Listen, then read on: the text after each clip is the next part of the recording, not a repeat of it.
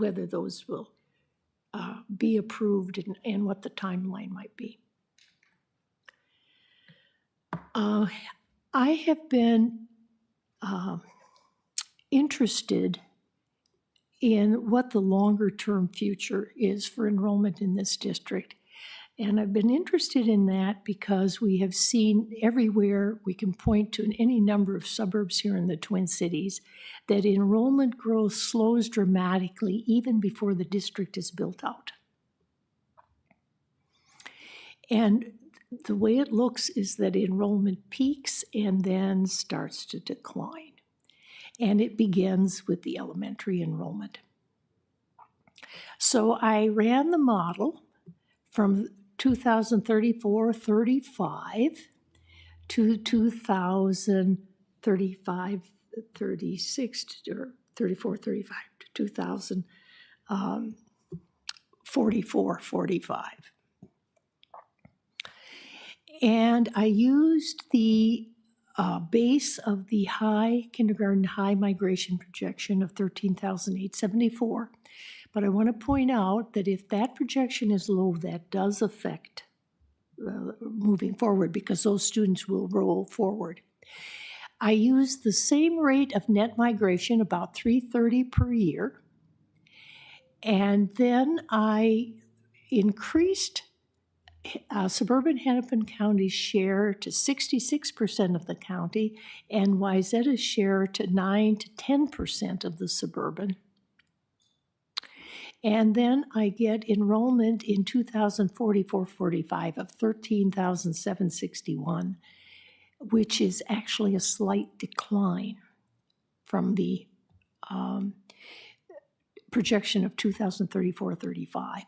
Then if I make the assumption that suburban Hennepin becomes 67% of the county's birth and Wayzata's share moves from 9 to 10% of the pool, I get to 13,984. Now, there are a lot of ifs in all of this, but it suggests to me that after 2034-35, enrollment is going to kind of plateau out. And this significance of that is that I can list many districts and the untold pain when they have now surplus buildings in various locations. Wayzata has been very fortunate in that its population has been willing to shift from one elementary school or one school to another without major catastrophe, but in some districts it's a pretty dramatic unhappiness. So with that, I'll say thank you, and I'd be happy to entertain any questions. Thank you, Hazel. That was a lot of information, a lot of numbers there to digest. 46 slides, right? 44, 45, 46 slides. That's the number I will remember. So, board colleagues, any questions, comments?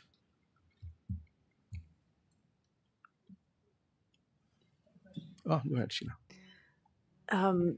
And maybe this isn't a question for you, maybe it's for Chase. There was a table where you showed, I think, an increase of 80 of something at the high school that was kind of an outlier. Is that because of we had open enrollment for that year? We had a 1-year window where we brought in, for this current school year, 9th and 10th grade students. I think we brought in about 70. I'm looking at Jen. Is that 65 to 70, I think, total? Most of which were 9th grade, but there were some 10th grade as well. So that is kind of an artificial inflation at that level. But we've closed that again, and we won't have that bump for the coming year.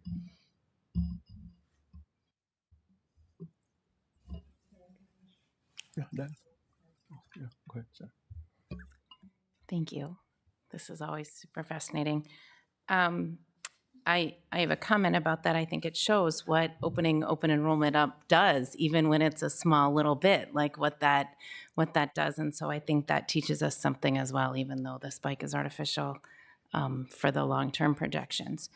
My question for you goes to the study of the 4 states and the yields that come out of apartments and townhomes and whatever. So I remember sitting at the board table back in the other, and you said to us that these were the averages for apartment yields and home yields, but that at least back in maybe our 2015, 16 growth, that we were exceeding those projections, that we were Single yielding. family.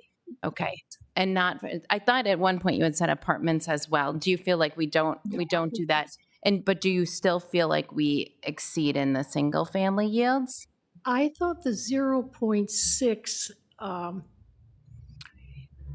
it's not the highest one could go. I think one could go 0.7.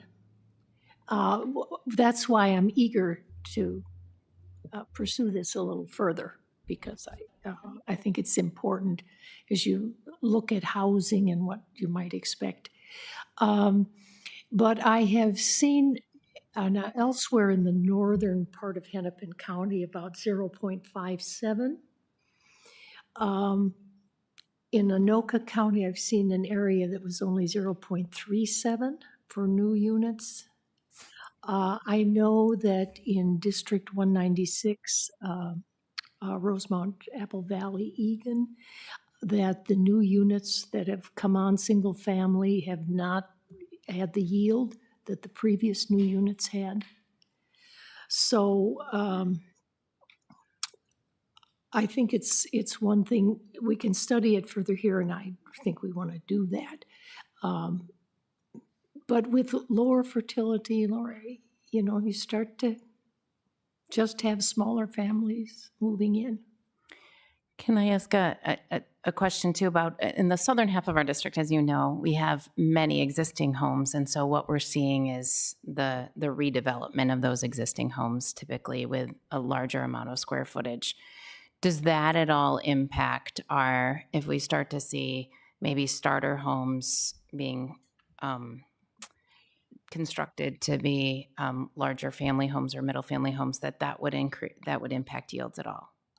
Yes, based on Edina, I would tell you yes, it will. And then what you need to be mindful of is what the value of the home is, because if it gets to be, very high value, Thank you. then you'll see private school. Well, thank you so much. This is just an incredible set of information, research that's gone into it, and it's very appreciated. My question is kind of in terms of how growth can beget more growth. So one conversation we've had in committee is if we start seeing roads built, connecting north and south, let's say within Medina, that'll encourage more growth. So in your estimates, did you have kind of if we start seeing growth, if we start seeing more roads connecting people, connecting neighborhoods, was that kind of factored into your projections? No, and I'll tell you why. I like to see plans. Okay. Because let's think about this realistically. If nothing is on paper and already discussed, it's not going to happen in the next 5 years. I mean, we start to think about just the time it takes. And I've been working with this district a long, long time, and we've talked about Medina every time. And it's not clear to me whether that will ever develop that's why I say it is the wild card. I think more immediately the wild card is Plymouth and those potential single-family units there, because they're already on paper. They're being discussed. They haven't been approved through the planning process, but they're already been. But if nothing has been put on paper, we're looking minimum of 5 years and maybe 10. So, Yeah, excellent. Thank you so much. I have a follow-up question on that because I was curious when you went through the slides. I'm sure that the 748 increased homes in Plymouth, that's just within the footprint of the Wayzata Schools, Plymouth. yes, it is. Yeah, I The just wanted to make Wayzata sure that schools. we're all Yes, yes, clear on yes, that.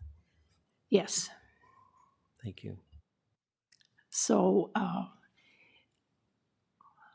mean, I think that, from the immediate and foreseeable time in which you are seeking to manage something, those are the ones that are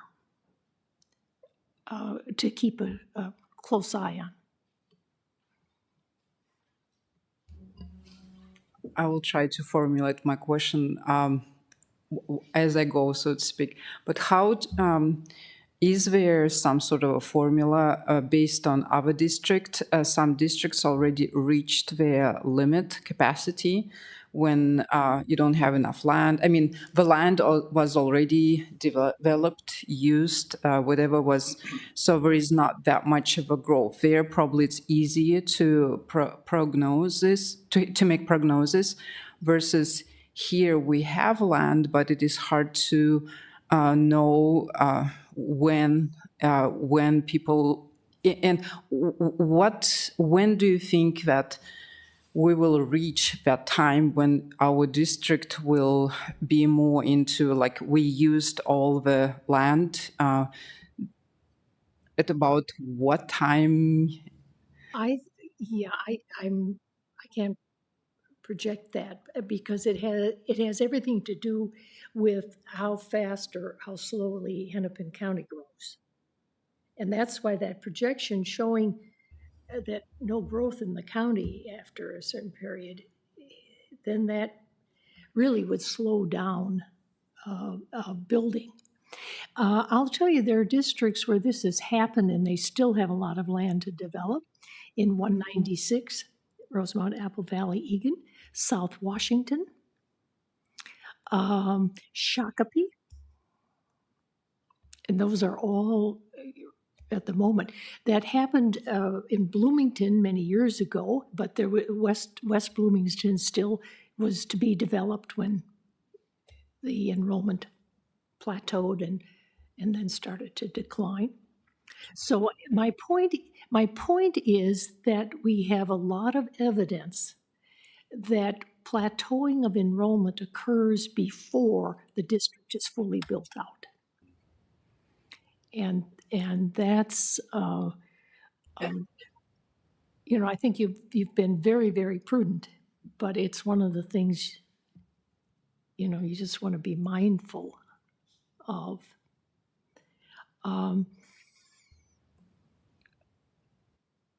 Let's see who else. Shakopee is a very dramatic example. Enrollment declining now. After in the 2000 to 2010, it was the fastest growing county in the U.S. Interesting. All of a sudden it's over.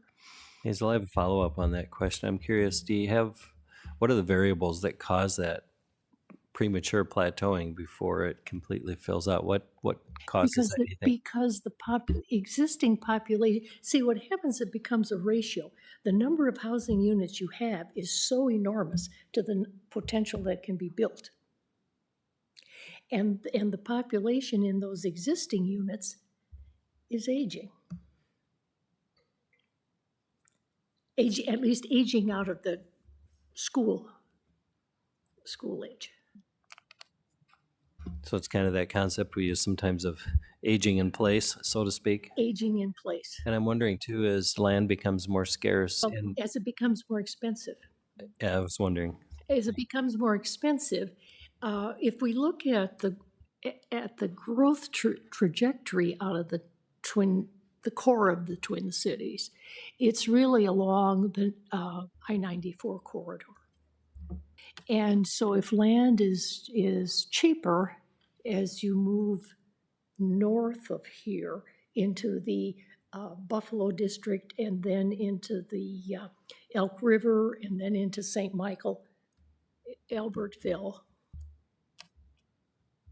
At this point,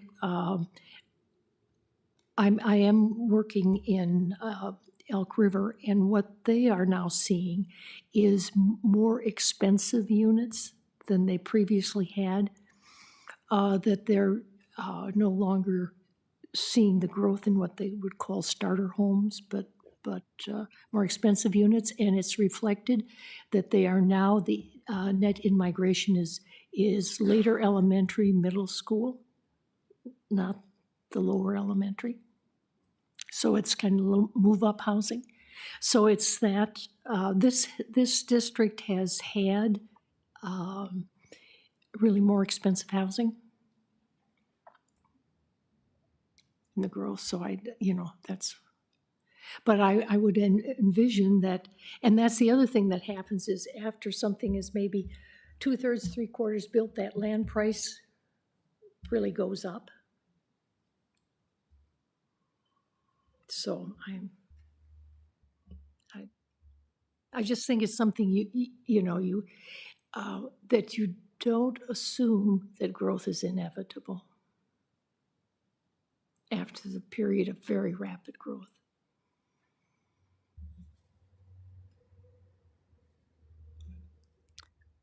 First of all, thank you for compiling all of this. I know it's quite the task, and we really appreciate. This is the second time that I've been able to hear your read on things, and so I appreciate that very much. My question is, there was a slide where you had capture rates, Mhm.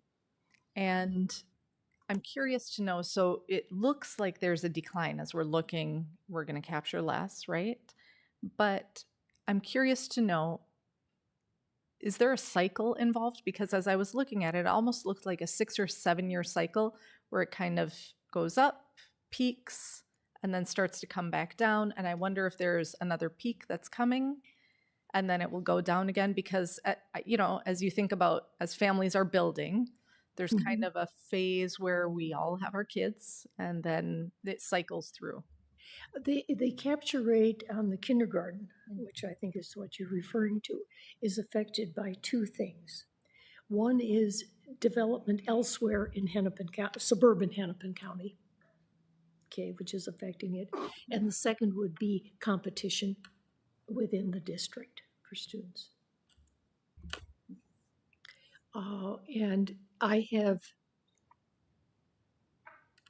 been doing this for a long time. I have not seen competition decrease. That's the. Thank you. So. Your question, Sheila. Yeah, go ahead. I do have another Yeah, question. go ahead. So I understand that we don't want to take for granted that we will grow forever, and there's really a worldwide trend for lower birth rates and fewer children per families. It seems like the projections are that we are still going to get more students, and we are running out of room currently. So I guess if we're looking out 5 and 10 years, where does that leave us? I mean, we still have to build for the increase, and then at some point, yes, we might have to either hope that we can fill the space with open enrollment, or there will be buildings closing. I guess, how do we balance having enough space for in the next 5 to 10 years with not overbuilding? I will be very bold and say you can manage your enrollment. I see you as so desirable that you open up open enrollment and you can fill however many seats you want. It's the question of whether whether your community wants to build buildings that non-residents primarily use. That's the issue, but you're highly desirable. You can fill the seats. So speaking of competition, the chart you showed where the non-public versus public, it was intriguing because I didn't realize it was double. So almost every year except probably the recent years, it has been doubled. So when the growth stops, and again, I'm looking at Their enrollment is likely to go down as well. okay. So purely going based on supply and demand, right? Have you seen students moving from non-public to public, and hence public growth might still happen, whereas overall stays the same? Students moved from non-public to public, until the pandemic, certainly for almost 20 years in Minnesota. Okay?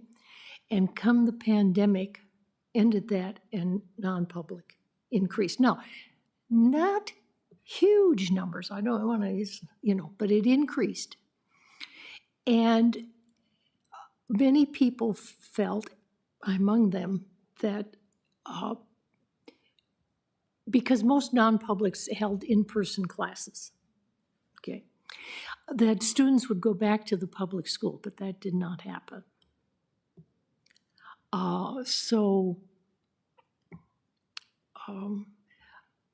I now think that we're probably going to see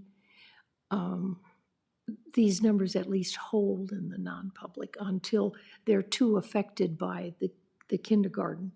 The challenge, of course, for non-public schools is exactly the same as public schools. When do you run out of physical space? And how do you finance building? I witnessed something very dramatic. A Catholic school in Edina put on a huge addition and is filled. And I would describe they bet big and they got the students. So, but again, it's a parish with the means to do it. And I think that's one of the factors. I don't know what the capacity of Breck or Blake is, because they are one of your competitors, to increase, whether they desire to increase, that's number one. Number two, what the financial capacity is. Because you have to borrow money. I mean, so you have to have some way of doing that. But the decline in kindergarten, that's, going to. Right. affect Yeah, it. and obviously I'm generalizing the data, so it's not the case in every scenario. But most of the times when we hear about somebody going to kindergarten, other than COVID or the procedures around COVID, is mainly because of class sizes, right? So when we get to that optimum number and now class sizes are better, maybe there is an opportunity to bring those students back in. So that's where I was asking, should we be considering, now that we have doubled the number of students in non-public, could that be a factor that eventually we would see some transition from non-public to public? The surveys I've seen suggest the movement is more tied to values than it is per se to class size. And the whole value system. So, but I mean, I think what you're raising is an interesting issue, and that is what do you advertise? What do you promote about you? Is it smaller class size? Is it the performance achievement of students? That's how you position yourself, how you market yourself. How do people come to know you? And even within the district, what's your image? All of those things, brand. Thank you. So a growing trend that we're kind of seeing, at least or hearing in the media, is this, overall maybe push for deregulation in housing, to build more, to produce more and whatnot. So if we do see deregulation in housing, is that something that would register in our district? Would there be ways that we could, notice that, see that? Well, what we have observed thus far is that the suburban communities have been pretty effective in pushing back on that. If you look at the two bills that were in the legislature this last session and were defeated, it was both suburbs and greater Minnesota communities who said, this is too much of one size fits all, that we want more latitude to deal with our local situation.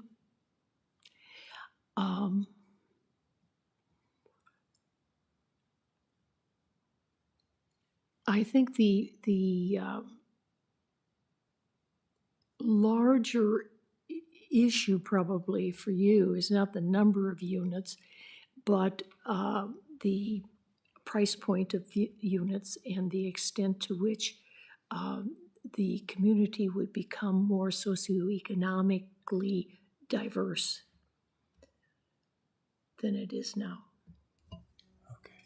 And speaking to that price point, is there kind of a range of home values where we see a spike in, this cost of home is going to bring in more children than, let's say, another? It varies by district. In this district, kind of the sweet point had been about $500,000 to $750,000 unit. And when it got over that, now prices keep on moving, so that keeps on moving up.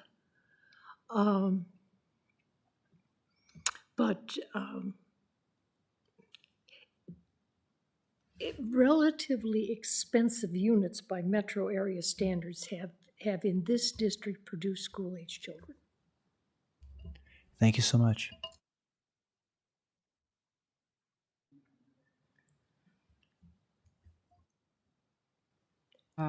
When you mentioned about COVID and some families moving to private schools, because obviously they wanted to have interactions directly with teachers versus what public schools used. But you are saying that it's, yes, originally that what happened, that's drove some parents away from public schools. But then you mentioned about values. Can you clarify more about that? Oh my. I think the easiest shorthand to say is that private schools that have religious affiliation tend to be less woke than the public schools have been.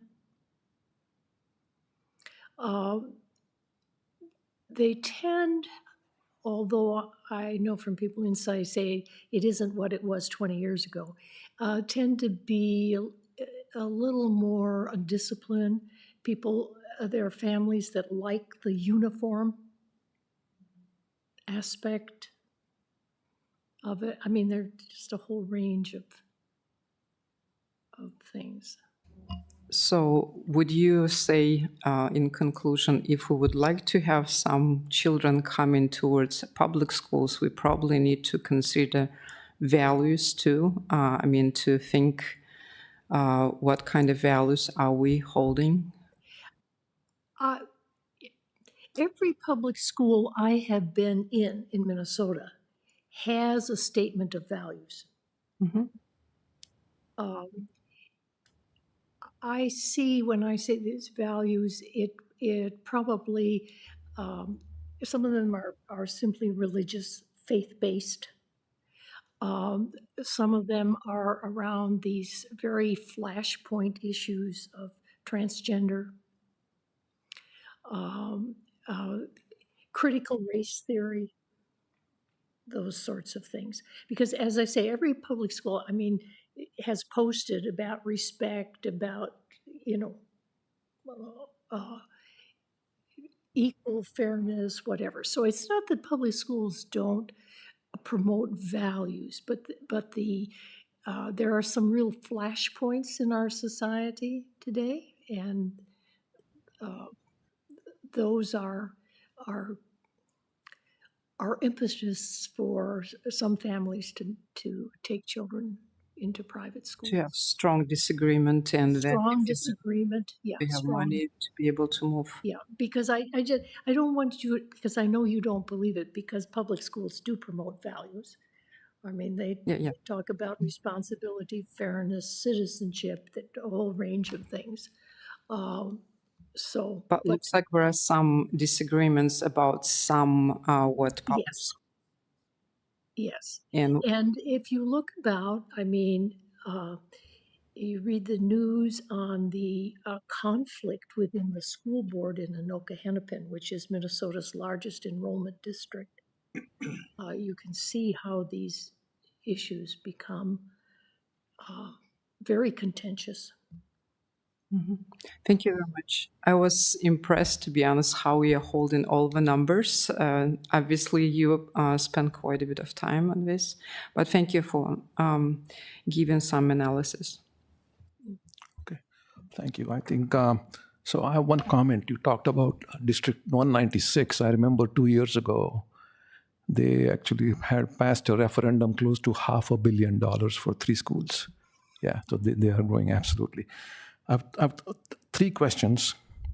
So Plymouth, first of all, I was surprised that Plymouth has so much growth potential, 700 plus houses. So do you think many of them or most of them, or at least a big chunk of them, are the $1.5 million plus houses? That I don't know. And if they are, then we are not going to benefit? I didn't quiz the planning manager. Okay. Because I ask, for these data, and she was very kind to say, okay, this has been approved. These are on paper, you can see them, but they have not been through the approval process. So I don't know. I mean, that's a question we could pose. What they anticipated. But if that information is known, then that can be factored into finding out whether we will get those Yes. students in public schools or they will go to private schools, correct? Yeah. Okay. Yeah. I would just add on that too, if I could, I was kind of taken by that number too when I first saw it. But considering that oftentimes 3 homes are built on an acre, that's only 250 acres, if my quick math is good, of available building space within the footprint of Plymouth in the footprint of the school district, which isn't a lot, really, when you think about it. So that number became less of an outlier for me, I guess, after I thought a little bit more about it. So it'll be interesting to see how that materializes and during what time frame. Yeah, these areas that haven't been through the approval process, they're shown on the materials that the city will give you, listing the land, the acres, what they think the number of units will be, and so on and so forth. So, I mean, it's not like it's a dream out there. It's had some work done on it. Yeah. Corcoran, on the other hand, has so much open space that it's not hard to imagine that they will have many, many houses built over the years, right? So in your estimation for the growth of the high school, from the current 4,000 something to 4,500 or something like that, about 500 increase, did you factor in the open enrollment as well for the next few years or no? I assume not. Not, okay. These are your kids rolling through. Okay. And I knew I had one more question. Actually, if I can read my own handwriting here.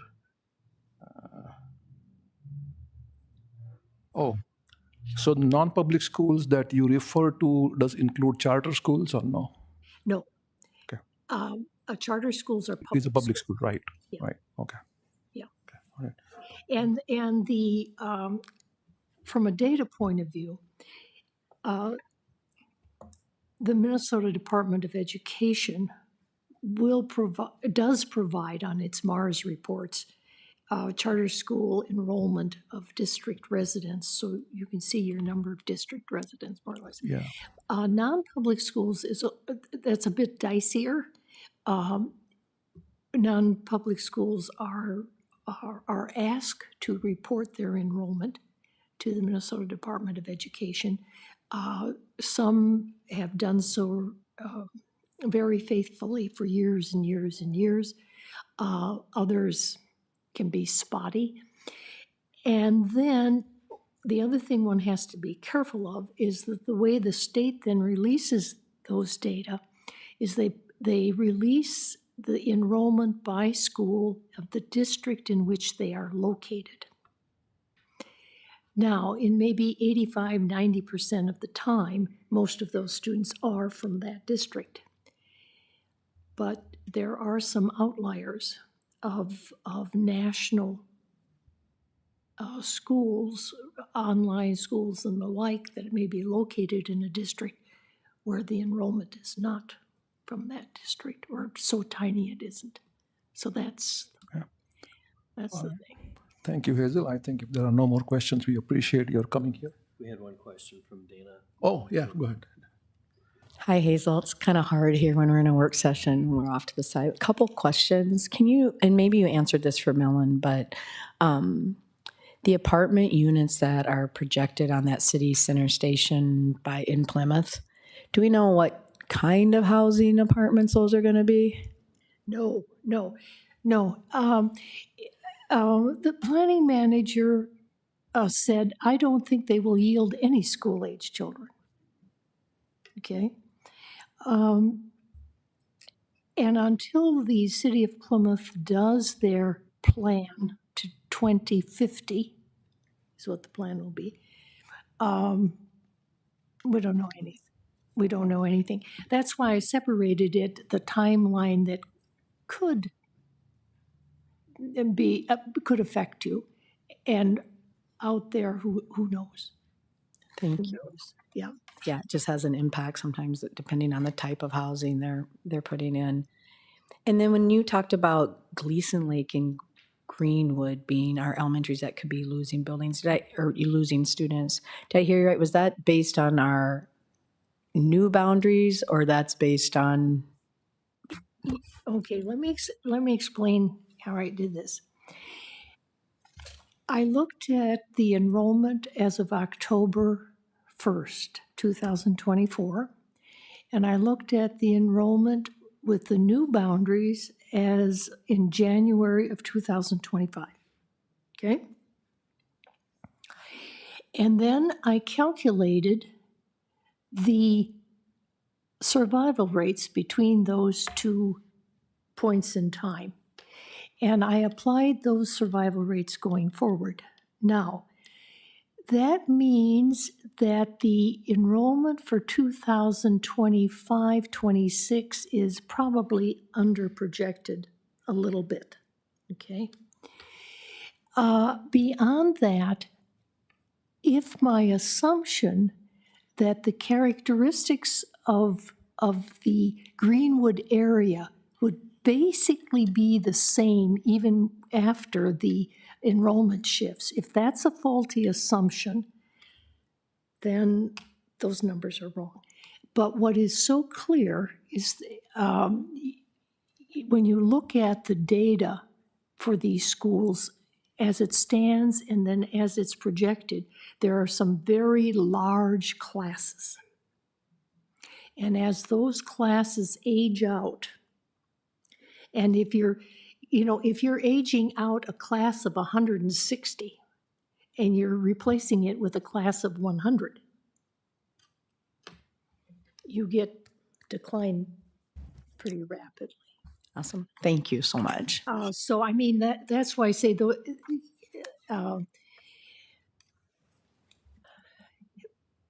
we'll have a much better sense after we actually see fall of 2025-26.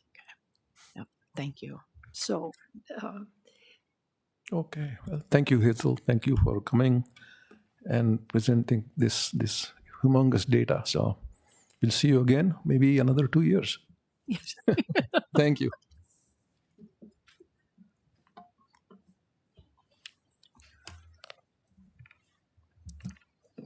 All right. The second and final item on the agenda is school board reports. This afternoon, the board will discuss moving to even year elections. First, Amy Geis, the district's election clerk, will review some information that she had presented to the board on March 3rd with some additions to it. This will be followed by a discussion at the board table. Amy? Good evening, School Board, Superintendent Anderson. As Chair Sahoni mentioned, there were a few questions after the March presentation, so I have some data points to fill you in on and then turn it over to you to discuss amongst yourselves. First, there's been some changes in the current odd year election districts. On the next slide, I'll review the 5 that have switched since March. Just as a reminder, District 4 districts are in the lighter blue color, and the 3 that I highlighted in yellow, they actually are school board elections that are run still by their cities because their city coincides with an odd year election. So Bloomington, Minnetonka, and St. Louis Park, the districts are not running those odd year elections. So we are currently down to 21 of 331 districts in Minnesota that have odd year elections. And then it is expected that East Central will be switching. They just had a meeting in May. They tabled the vote until their June meeting, but they are leaning in that direction. So again, highlighted in yellow are the 5 districts that have switched to even year elections since our March meeting, and the rest that have switched since the 2003 election. Of note, the only one that has elected to switch by running their next 2 odd year elections as a 3-year term is Richfield. All the rest have followed with the adding of 1-year term to the current boards. Just to review, we saw this before.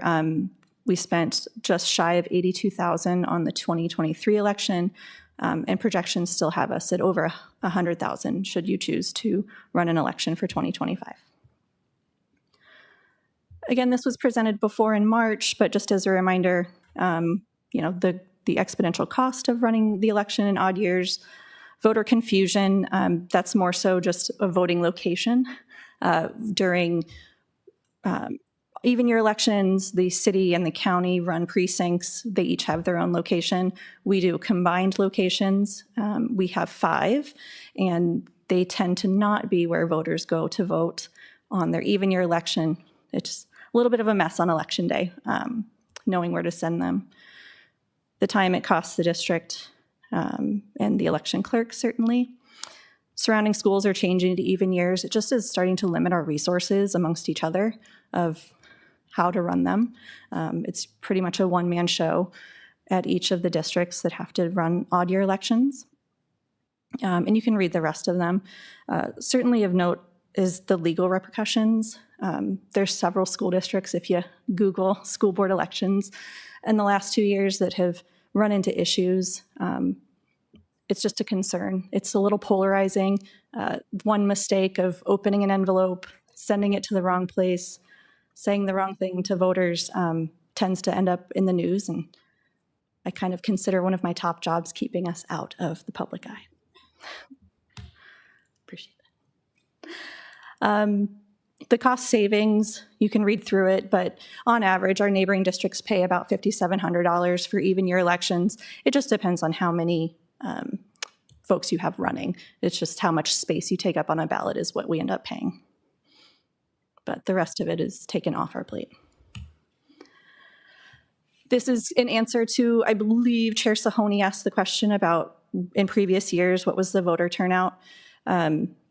This has, for the last decade, the elections that we've run as a district.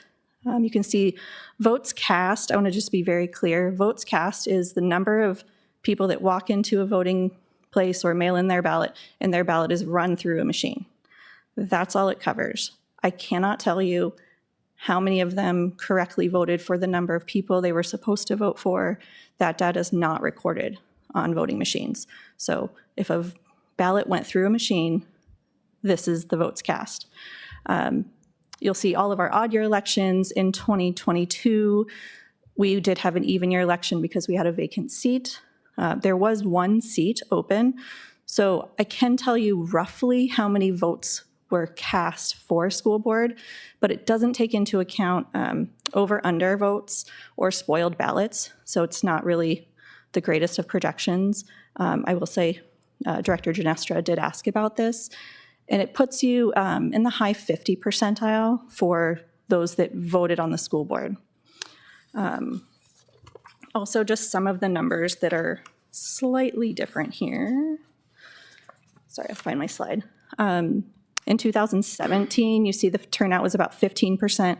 In that year, we did run a referendum, a tech levy, building out of Northwoods Elementary School, and an operating levy. So that kind of accounts for the higher turnout there. The 2021 election, I don't think we'll ever be able to forget. That was coming off of COVID and lots of very strong constituent feelings around that. And then in 2023, this most recent election, we also had a referendum on there. So not to say for sure that's what accounts for the higher numbers, but that does have a tendency to bring out more voters.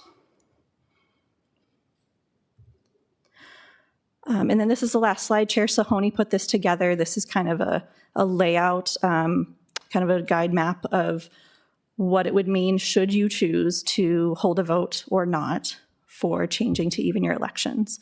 So I'll leave this on the screen while I open it up turn it back over to you for discussion. All right, thank you, Amy. I have a quick question first. So do we know for sure that the legislature has not moved on the proposal to require school Yes, districts? so state legislature has closed and they have not. Okay. They did not follow through. They did not choose to not do it. It did not end up on the docket for this session. All right, thank you so much. Yes. So we will just start with any questions you might have for Amy, and then I will read the protocol for the next part. So anyone? Yeah, I have one question. So Amy, the cost previous versus the estimated 60,000, actual was 80,000. Did you say for future elections, odd year, it would be 100,000? Is that? Yes, Okay. yeah, we have every reason to believe that. And I have to sit down and make the budget each year Right. for elections, and just based off of the need to hire judges and Okay. facility costs and things of that nature, it will go over this year. But there is nothing outlier in there, right? Again. No, yeah. no, that would be the norm for That's the odd year norm. elections. Okay, thank you. But that cost as well that you're projecting, that you haven't run the numbers yet with that was a cost that was projected with the thought of us also potentially holding the elections here. So have you run the numbers to think about if the early voting was held at the District Service Center? That has changed. Yeah, the District Service Center is going to be the location. The physical location of where we hold early voting is not. It's in our buildings. It has to be held in a school building, so that is a zero cost. It's more so the cost of, a good 90% of it is the cost of personnel to run it, and not the district salary, the outside personnel that we have to hire. Okay, so the 100,000 is the estimated cost if we were to keep it odd years. If we were to move it to even years, then it potentially can come down to rounding it off 6,000 in that range. Okay. That's correct. Okay, thanks. Ashila, go ahead. I have two questions. So based on the flow chart, I think I'm understanding it correctly. If we did want to go to even year elections, I'm not saying we do, if we did and we went to 5-year terms, it would affect current board members. If we chose to go to 3-year terms, it wouldn't affect current board members unless they were reelected. It would affect anybody elected in the 2025 or 2027 elections. Is that correct? Yes, that's correct. And then looking at the years that we would have to have elections in the two scenarios, the 5-year and the 3-year term, we would be asking voters to come out to vote an extra time before 2030. So they would be coming out 3 times. And if we did the 5-year term, they would just be coming out 2 times. before 2030. So it's like throwing another election in there and having 2 elections to pay for. That is correct. However, I would just caveat that with that anything that falls on an even year from this point forward would be city run, and there would be an election. This is not an exclusive school board election. There would be national and state elections that coincide with it. So I would hope that voters are going out for those as well. But yes, just specifically for school board, yes. Just for school board, 3 elections before 2030, 2 of which would be run by the school district. Correct. Okay, thank you. You're welcome.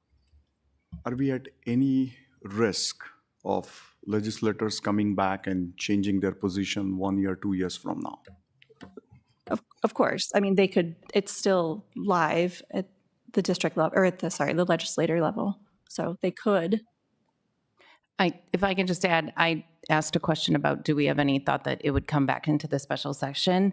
And the report from AMSD is that no, there's not an indication that it's coming back to the special session. I mean, nobody knows what anyone's going to say, but AMSD's report is that it's not. Yes. Yeah, it was not even taken to the omnibus bill, so it just died Yes. way before that. So also coming back, are you talking about coming back this session or in the future? Anytime. So again, So next year will not be a policy session. It will be a financial budget session. So the year after that, it could come back. But that's 2 years from now. 2 years from now. Okay, thanks. And just to add, it's come up on multiple sessions before now, and it hasn't ever gotten any traction. Yep. Oh, go ahead. So a couple questions. I heard kind of the list of concerns with the school district running the elections. Is the main driver, would you say, is the main driver cost in making a change, or would the main driver be something else? I think there's multiple. I'm certainly biased. I don't know that, I'm not even sure it's appropriate for me to answer, to be quite honest. I mean, I have to serve the role as election clerk. Yep. I think if I was sitting here in a different role, I could Fair enough. answer that more bluntly, but I mean, the brunt of it lies on my personal shoulders. So I think you need to assess that for yourself. So Good answer, Amy. Thank you. the second question I have, and maybe it's a rhetorical question, and maybe Sarah, you could help speak to it too, because you've been here the longest, and Chase, maybe you could chime in, but is there a reason that we have kept it in odd years, and what were those driving reasons? Because this is something that has come up over the years. I remember over the decades this has come up at the legislature, and I'm curious why Wayzata has stuck to odd years and what that rationale is.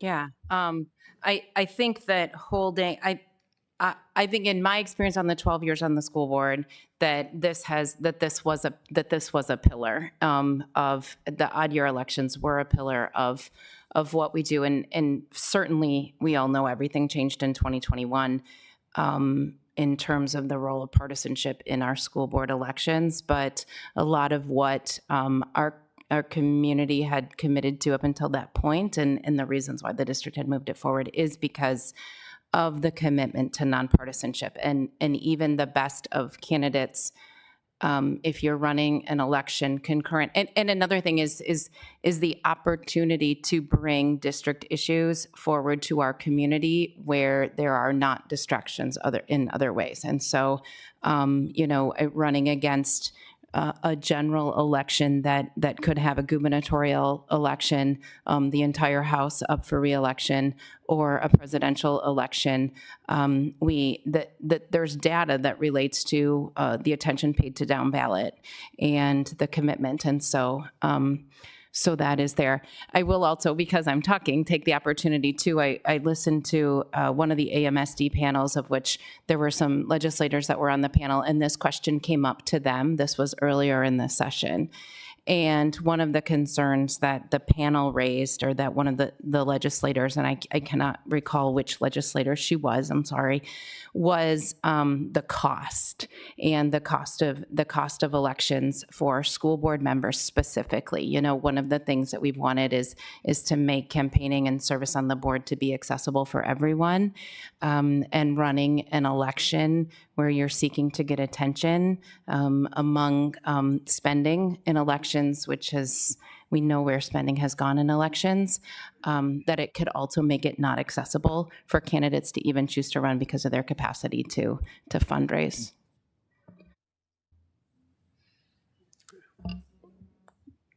Yeah, Paresh. Sarah and Chase, based on your experience, so the schools who have been on even year, again, I think they are staying with even year, right? I mean, odd years are getting changed to even years.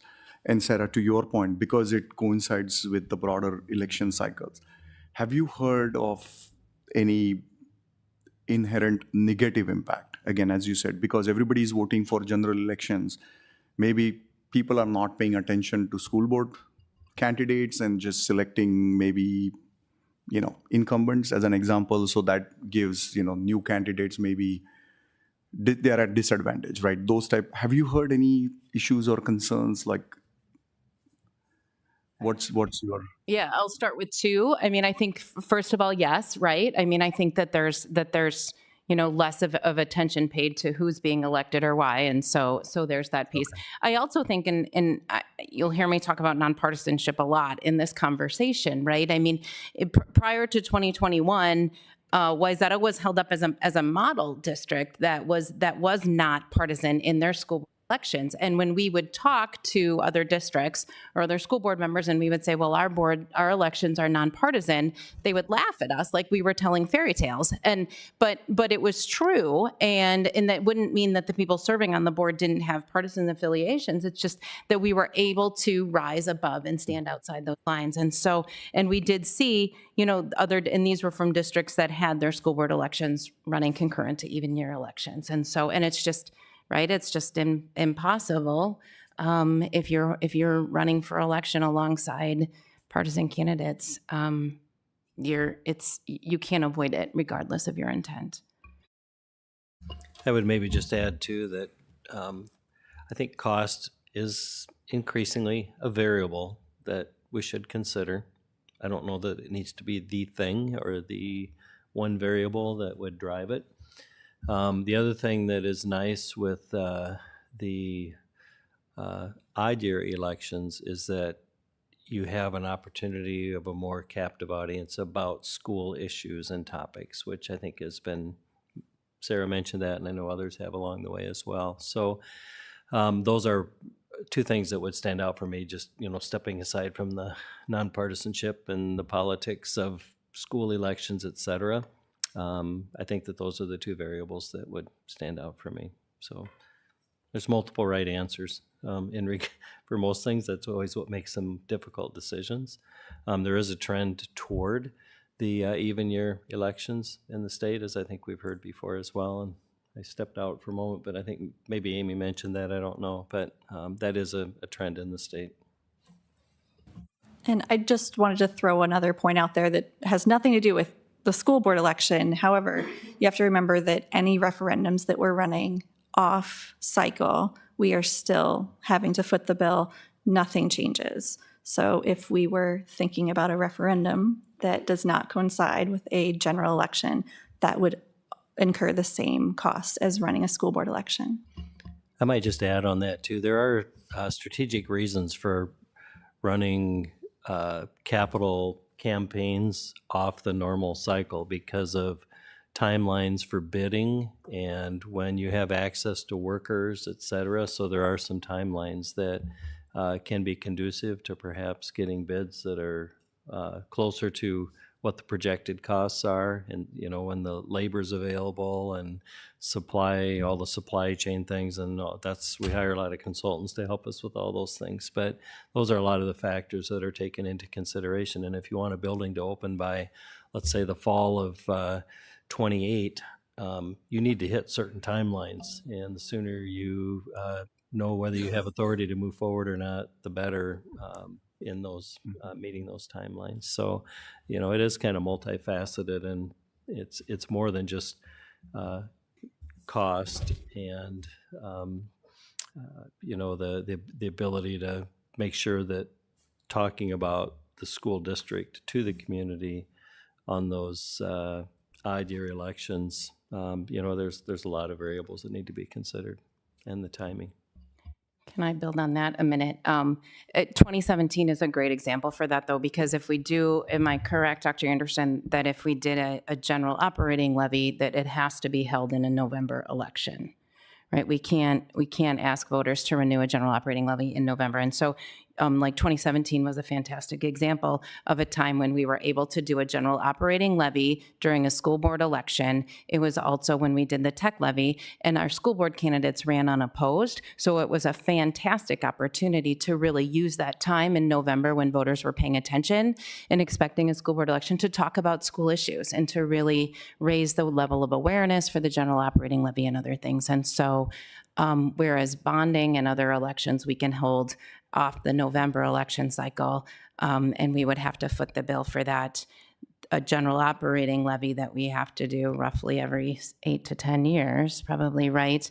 That has been on a cycle of these odd year school board elections, and so that would be an election that we would have to incur the cost of anyway. So it doesn't mean even if we move to even years that we would necessarily avoid incurring costs on a November voting date. Well, I wanted to start by saying thank you so much to Amy and your team for putting together these materials. They've been very foundational to our understanding, and they really mean a lot. I was very, I think, drawn to, the aspect with regard to partisanship, and I appreciate what Sarah brought up, because I think it goes, honestly, a lot further than, we're going to be competing with perhaps a presidential election, a gubernatorial election. It goes so much further than that, and all you have to do is talk to the people who, have to run for school board in an even numbered year. To get any visibility, any attention whatsoever, you have to go to the partisan events. So you've got to go to the DFL and the Republican Party picnics, the DFL and Republican Party conventions, the campaign kickoffs for candidates for legislature. And you have to be prepared if you, let's say, choose to door knock, to answer for who are you voting for president? Who are you going to vote for governor?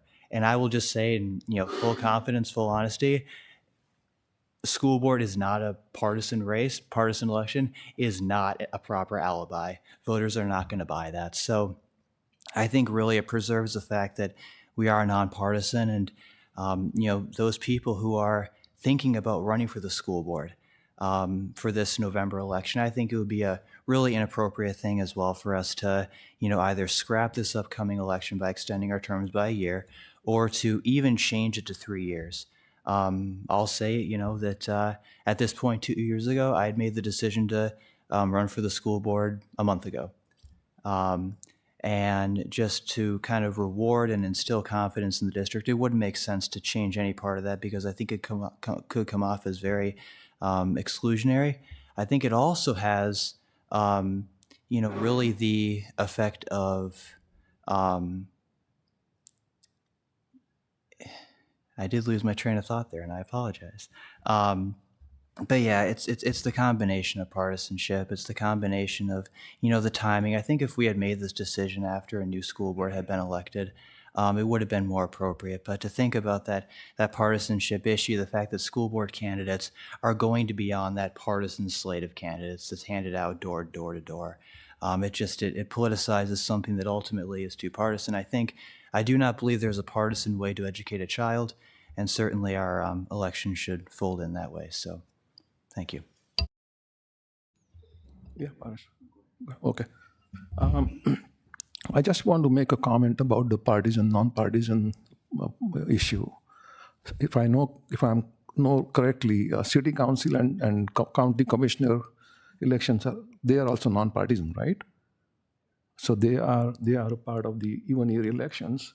They are also lumped in with the other partisan elections, right? State elections, federal elections, but they're also on that ballot, but they're also non-partisan.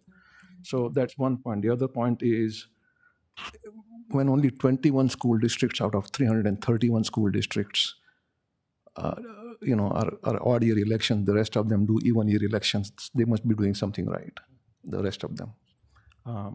I agree with many of the points that have been raised about keeping this for the odd year elections. Cost, again, individual, school district cost of $100,000. And if we do a 3-year reduction. If we do even year elections and select the 3-year term for board members, then we'll have actually 2 more elections that will be held in the district. That's another 200,000. That's almost 2 FTEs. I feel bad for Amy if we continue to do odd year elections, because then she has to work so much harder.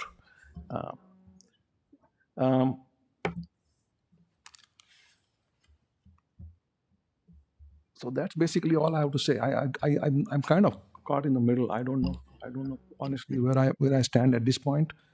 And both sides have convinced me with what they have said, and I don't know where I'm leaning right now. So go ahead. Yeah. So I agree. I mean, 200,000 is a lot of money for public school. And you said 2 FTEs, and that's where my next question was. Is there a way, and again, I know it's hard, we are already in the planning process for next financial year, right? Is there a way for us to show benefit or outcome? So let's say if we decide to move it to even years, saying this right? Yeah, even years. Let's say we extend the term by 1 year, so it all aligns. We saved $200,000 for the district. We extended everybody's term by 1 year. What can we show to public that, hey, I did this with that $200,000? Is there a way for us to show some tangible outcome? Maybe we bring back some music programs. I'm making it up, right? Is there a way for us to show the real value that came out of that 200,000? Or again, yeah, we saved it, but really, where would we show it? Any comments or like thoughts? You're on the finance committee, Paras, you can show. Well, but we don't go like itemized, right? That's what I'm saying. The 200,000 will go in general, but the 0-1 bucket. Yeah. But, and again, that's where, I mean, I know it's complicated, but again, any thoughts or ideas? Is there a way for us to articulate that $200,000 value? I don't think so. No. I think it would be difficult to mount a credible set of bullet points on here's exactly what we were able to do. I mean, it's sometimes you have to take a look at things that are a cost of doing business. And I think we have to take a look at variables in this case, aside from money. I think we need to be conscious of it. But in the same token, I don't think it should be the sole driver to make the decision, because I think it would be really hard to say, here's what we're able to do as a result of moving to even year elections. Mm-hmm. Okay. That's fair. Just one little thing as we're whispering back and forth here. Just a point of clarification is that 100,000 on the election is not, we don't run elections every year, or 200,000, so we can't say that's FTE. So I know if Scott or David Drakovich or whoever is whispering in my head to remind us that that's not an ongoing yearly expense, so it wouldn't purchase a teacher on a regular basis. So just wanting to make sure that Right. that's clear. Agreed, yeah. But it is a hard. I'm not running for financial, Right. be clear with that too. Correct. But it is a hard saving. I mean, it clearly shows we can save 200,000 just on 2 elections, and then obviously ongoing. But obviously we can't relate it back to, okay, what did we do with that 100,000 or 200,000? No, that's fair. Thanks. So I have a couple comments. I was originally pretty conflicted about this because of the cost savings, and then I took some time to really think it through. And Chase, I appreciate your comment about the cost of doing business, because I do think there is a cost to doing the business of the district. We as school board members haven't taken a raise in several years, and that's something that we've chosen to do. The nonpartisan piece of it is incredibly, incredibly important, not just to me, but I know that it is incredibly important to our district constituents and to our school families.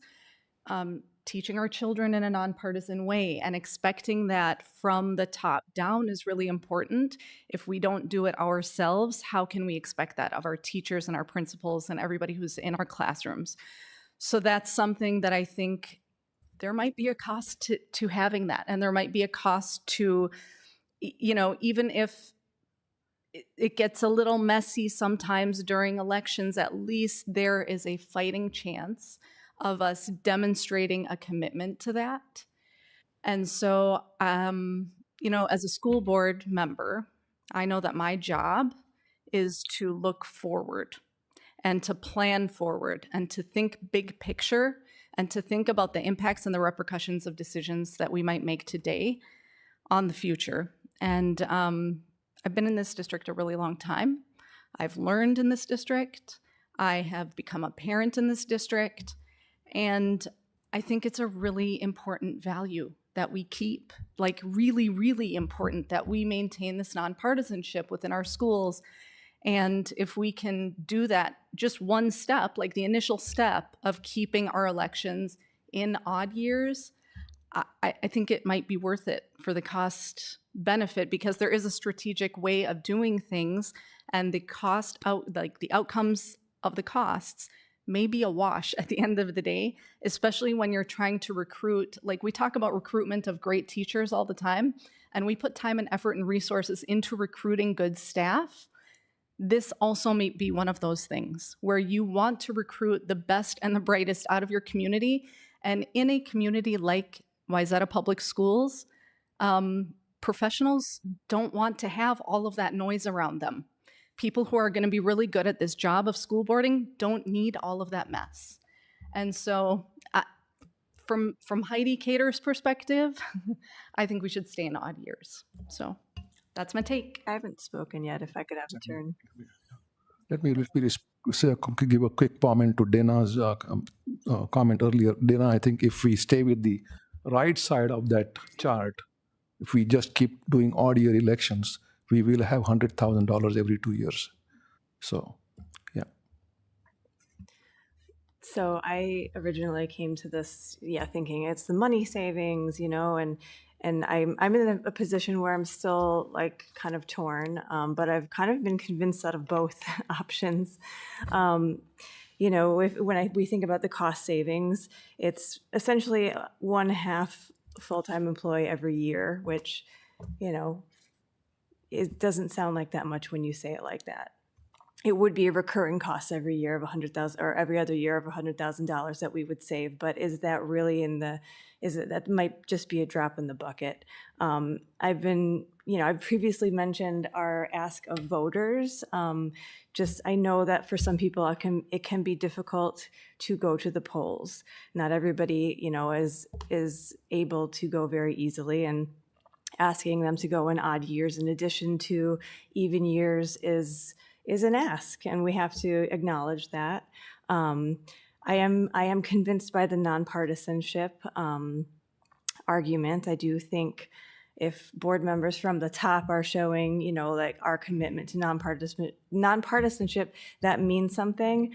There are forces outside of our control, including with the community, that bring partisanship in whether we want it or not, whether it's an even year or an odd year election, and we don't have control over that. But if we are making the commitment to say, like, we really are trying our best to make this nonpartisan, I think that does have an effect.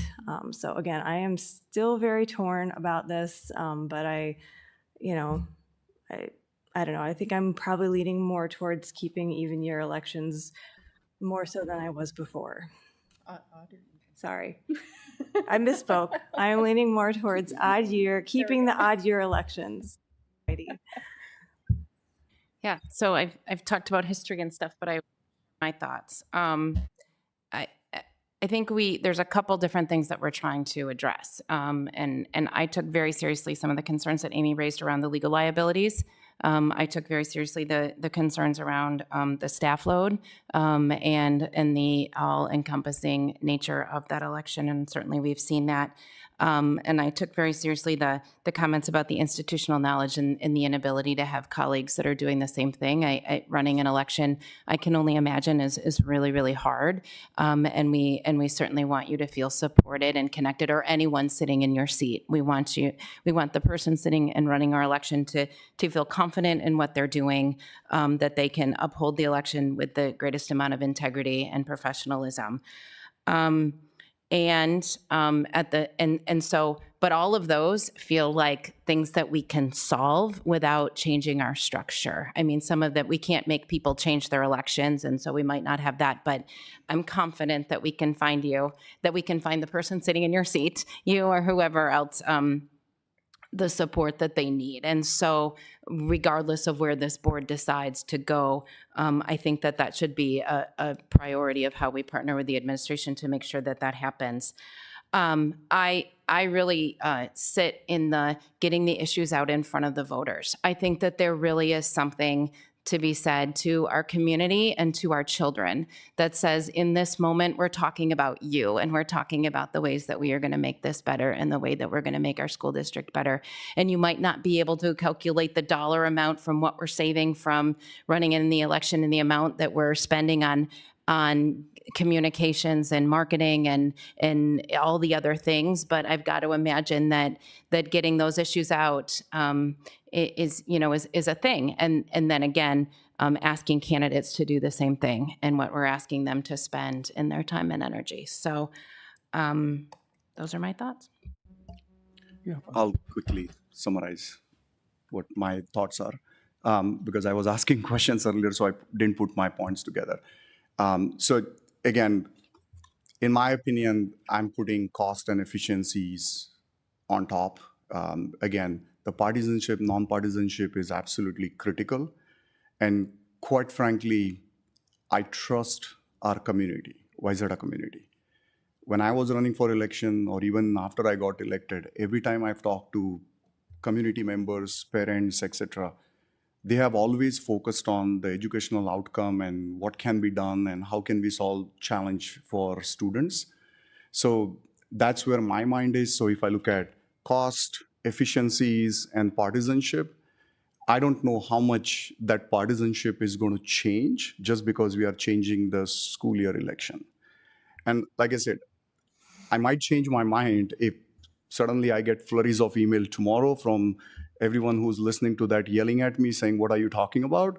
Then I might change it. But again, right now, I'm trusting our community to play that nonpartisan role in school board elections because everybody is focusing on the educational outcome, which is good for everybody, even if you don't have schools or students in school. So outside of that, again, my point is, again, when I look at the cost and efficiency, I can't imagine spending $100,000 every 4 years or 2 years. Yeah. So again, that's where my head is. Again, I'm not disagreeing with the partisanship. I think we have done really good well, and Wayzata, I think, Sarah, you said, is an example. But just by changing the election year, is that really going to change? Maybe I'm wrong, but again, that's where my head is. Okay. Thank you, Paras. Let me just say a couple of things that I forgot. I never mentioned the numbers. 5% in 2015, 2017, and I don't know how much it was in 19, 21, 23, 25%. 5% voters out of 40,000 plus voted for during two elections. That does not seem to be representative of voters that elect board members. That again is a big point with me. The number of voters that vote, whether it is whether it's a partisan election or non-partisan election, beyond that, the numbers that vote is very, very important. Also, at this board table, I have not seen any partisanship at all in any of the votes, any of the resolutions that we have made. There is no partisanship in a city council meeting. Nobody says, I'm a Democrat, so I'm going to vote this way. We see that in the state legislature, though. They caucus with Democrats. The Republicans caucus with Republicans. They sit separately as Democrats and Republicans. I don't see where our partisanship shows, even if we are partisan outside. I may belong to a DFL party. I may belong to a Republican party, but I do not ever bring partisanship in my thoughts, in my, in the process that we go through. Definitely not when I'm voting. So I think this partisan, non-partisan is overblown. We heard that during the election also. I remember one time when I was campaigning, based on my values, somebody labeled me as belonging to this one party. And I said, no, I'm running on a nonpartisan. These are my values. If you want to label me as a Republican or a Democrat, that's your choice. I'm not saying I'm a registered Democrat or I'm a registered Republican, so I'm running as one of those, right? We all have values. You cannot hide those. So based on the values, if you call me a Democrat or a Republican, then that's your choice. But I am not partisan when I have values that I promote during my campaign.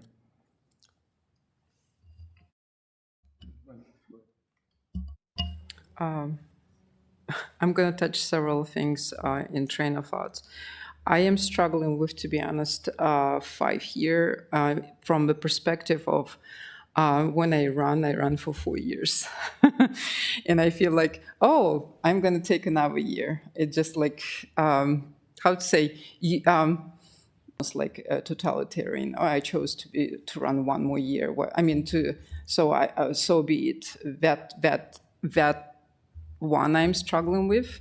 For example, if it wouldn't been an election saying this one is for 5 years because we want to do on even years, I can see when everybody knows it, as if right now I'm in that kind of situation. When I ran, it was for 4 years, and to be honest, I didn't know how much it takes.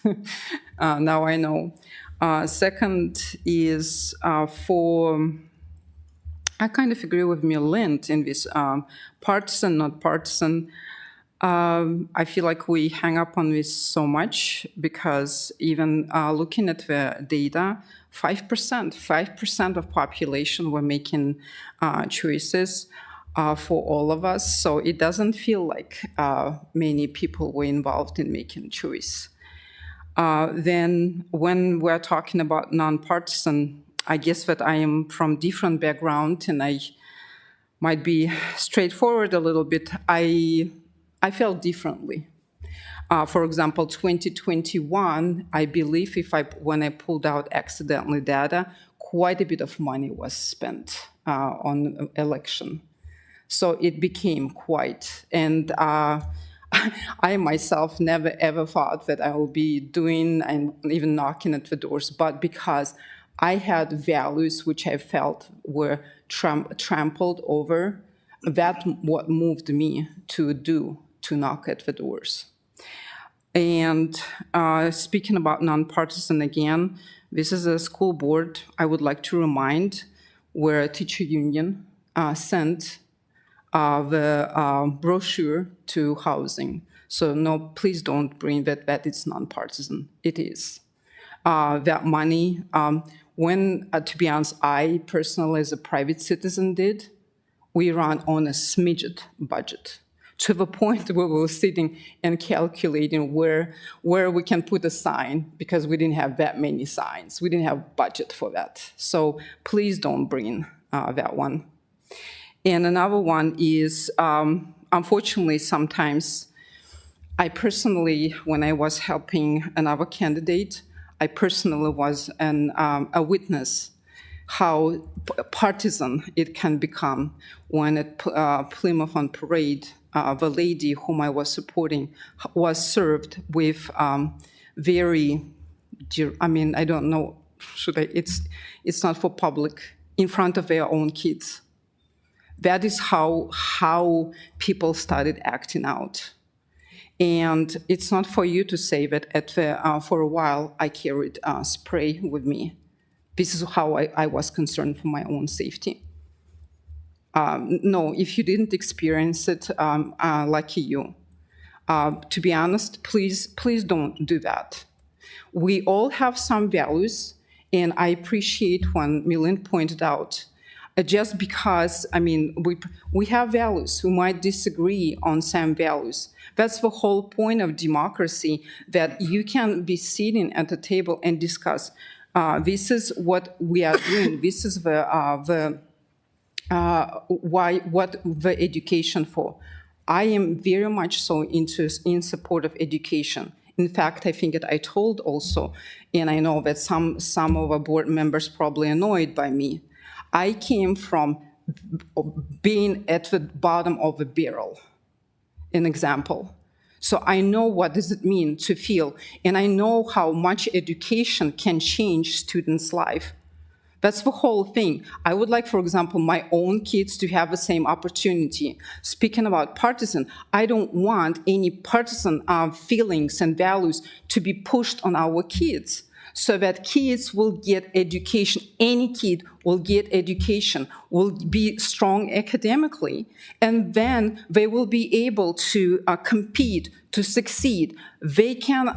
It is not a job of adult to put their values into students. Students can learn, and then students, once they're adult, they can make their own decisions. So that one I have a hard time. As for money-wise, I think that money should not be, it's a lot of money sounding, but at the same time, the district, which is dealing with over 260K budget, my feeling is more, it's how many people are getting involved. When it is about 5% voting, is it actually the parents who are actually involved are making decision?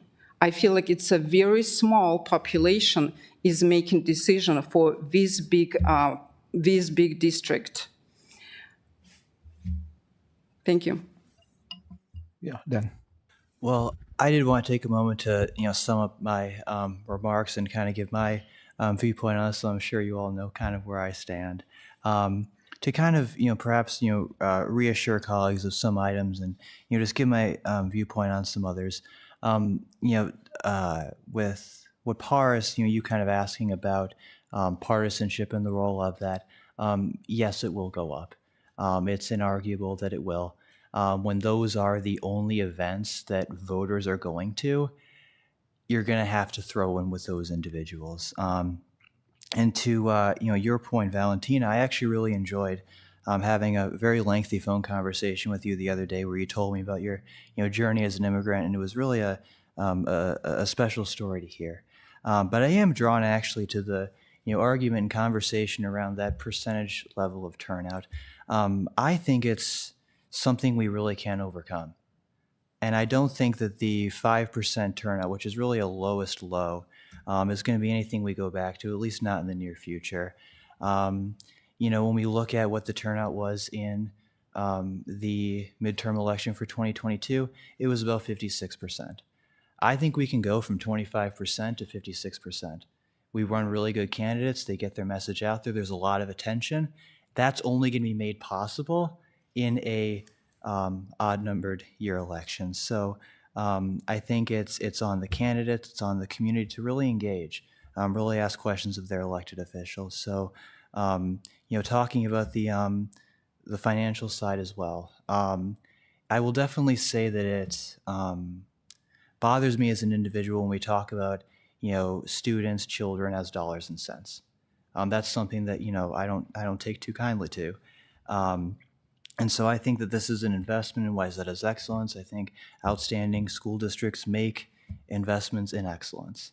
And to me, this is one of them. So I will be voting to maintain the odd-numbered year elections. Thank you. I think we are done with a very healthy discussion. Thank you all. We appreciate it. Again, thank you, Amy. I have one other question that just came up when we were discussing. If we do decide to bring this to a vote on June 9th,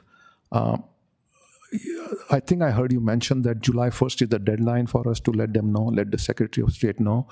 Now, from what I remember, the end of July, the last week of July and the first week of August are the filing periods.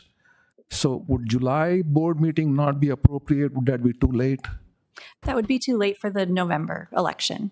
So at any point in time, any board could make the decision, but the July 1st cutoff is for the current November year election, for fall okay. elections. Okay. So yeah, so it would be too late if that was the will of the board. Even if the filing period is July end and That's early correct. August. It's Okay. too late. Yeah, we've already actually started planning for the election. Thank you for that. All right. If there are no other questions or comments, I'm going to Milind, say- just from the next step standpoint, Yes. if this were to come back for voting, are we going to have 3 choices or just yes and no? Because technically we have 3 choices, right? Yeah. Yes and no, and then within yes we have 2. So what will happen is if this comes for a vote, so as you see on your screen, the first vote will, Okay. if the majority votes no, it's all Correct. done, Yeah. right? Majority votes yes, then there are two choices again, 5-year term or 3-year term. So that again will be, That will be another. we'll have to take a vote on 5-year or 3-year, it depends. But that can be done. There is a process for that. Okay. And there are written resolutions on how to do that. Okay. Sounds good. Thank you. All right. Okay, so this completes our work session for this evening. The next regular school board meeting will be on Monday, June 9th. The time is now 6:17. The Wayzata Public Schools Board of Education work session for Tuesday, May 27, 2025 is adjourned.